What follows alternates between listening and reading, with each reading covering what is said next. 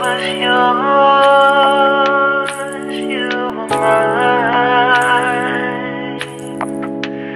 But it's time to say goodbye.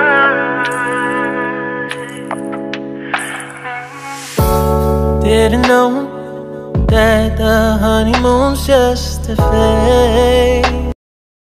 Hello welcome back to my channel. അപ്പോൾ ഞാൻ കുറേ മുന്നത്തെ വീഡിയോയിലൊക്കെ എനിക്ക് ഭയങ്കര ഹെയർ ഫോളും ദെൻ എനിക്കൊരു വേണ്ടാത്തൊരു ആറ്റിറ്റ്യൂഡ് ഉണ്ട്, ഹെയർമ തൊട്ട് കളിച്ച് മുടി പറിക്കും ഇടയ്ക്കൊക്കെ.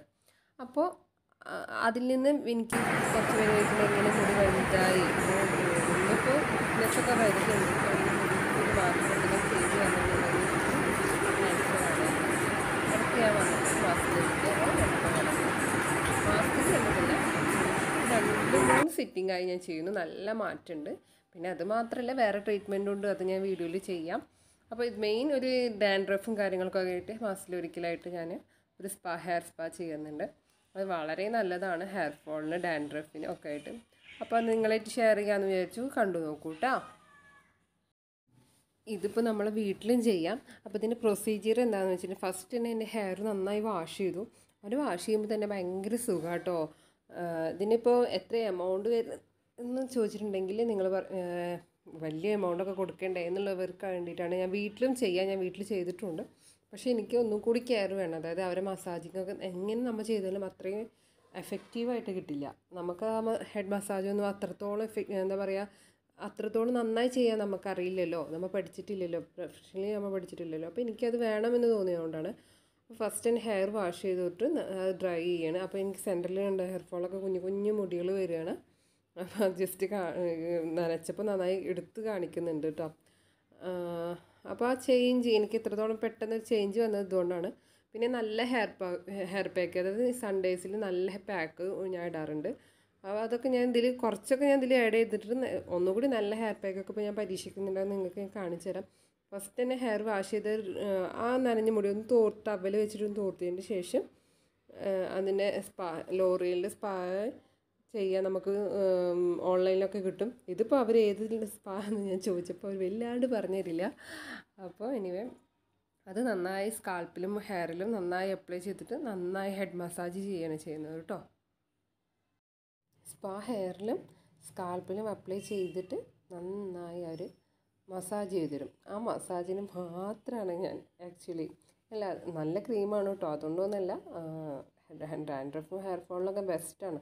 അതിന് മെയിൻ ഞാൻ ഹെയർ ഫോളുണ്ടെങ്കിൽ അത്ര മസാജ് ചെയ്തിട്ടില്ല അവർ. പക്ഷെ എന്നാൽ കൂടിയും കുറച്ച് അത് കിട്ടുമ്പോൾ തന്നെ നമ്മുടെ ബ്ലഡ് സർക്കുലേഷന് കൂടും. ദെൻ നമ്മളെ ഫോളിക്യൂൾസിലേക്ക് എന്താ പറയുക, അടഞ്ഞെടുക്കുന്ന ഫോളിക്യൂൾസ് ഓപ്പൺ ആവും. അപ്പോൾ അതിനൊക്കെ നല്ലതാണ്. അപ്പോൾ ഞാൻ അതുകൊണ്ടാണ് ഞാൻ ഇത്രയും കാശ് കളയണമെന്നൊക്കെ ചോദിക്കും. ഇതിനിപ്പോൾ ഈ സ്പാക്ക് ചാർജ് വരുന്നത് 850 രൂപയാണ് എനിക്ക് തരാറ്. കാരണം ഇത് ലോങ് ഹെയർ ഉള്ളവർക്ക്, ഒന്നും കൂടി ലോങ് ആയിട്ടുള്ളവർക്ക് പിന്നെയും കൂടും, ഇതിന് ഷോർട്ടായവർക്ക് പിന്നെയും കുറയും. എൻ്റെ ഒരു ആവറേജ് ഹെയറാണ്. നന്നായി കുറവായിരുന്നു എനിക്ക് ഹെയർ. നിങ്ങൾ മുന്നത്തെ എൻ്റെ വീഡിയോസ് കണ്ടാൽ മനസ്സിലാവും. അതിന് നന്നായി മാറ്റമുണ്ട്. അതാണ് ഞാൻ ചെയ്യുന്നത് കേട്ടോ.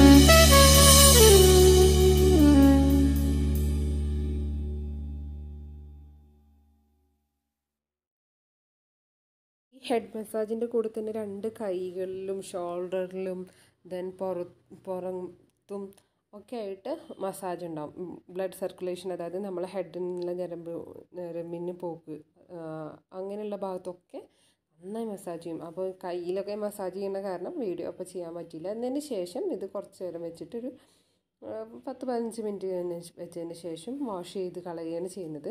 എന്നിട്ട് ഹെയർ നന്നായി സെറ്റ് ചെയ്ത് തരും അവർ. അത്രേ ഉള്ളൂ പ്രൊസീജിയർ. പക്ഷേ ഈ മസാജും ക്രീമും അതാണ് ഇതിന് മെയിൻ കേട്ടോ.